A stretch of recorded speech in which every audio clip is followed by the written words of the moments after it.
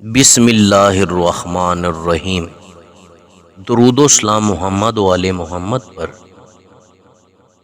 معلوماتی انبیاء کرام حضرت ہود علیہ السلام۔ حضرت ہود علیہ السلام قوم عاد کی طرف مبعوث کیے گئے۔ حضرت ہود علیہ السلام کی قوم عاد کی زبان عربی تھی۔ قرآن مجید میں حضرت ہود علیہ السلام کا ذکر 7 جگہ آیا ہے۔ قوم عاد کا ذکر قرآن مجید میں 9 صورتوں میں آیا ہے۔ قوم عاد کے لوگ دراز قد اور چوڑے جسم کے خوفناک لوگ تھے۔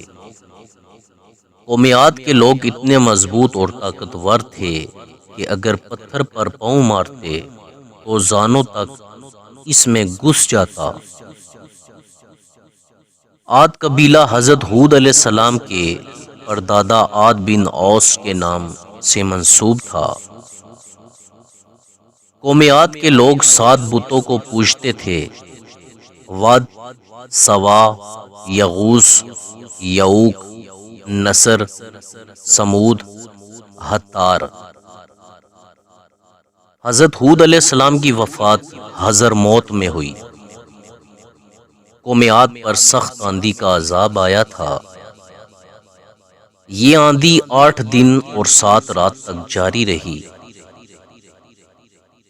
جب اللہ تعالیٰ نے قوم عاد کو اس دنیا سے غرق کیا تو اس کے بعد قوم سمود نے ان کے شکستہ مکانوں پر قبضہ کر لیا اور ان کو از سر نو تعمیر کر لیا۔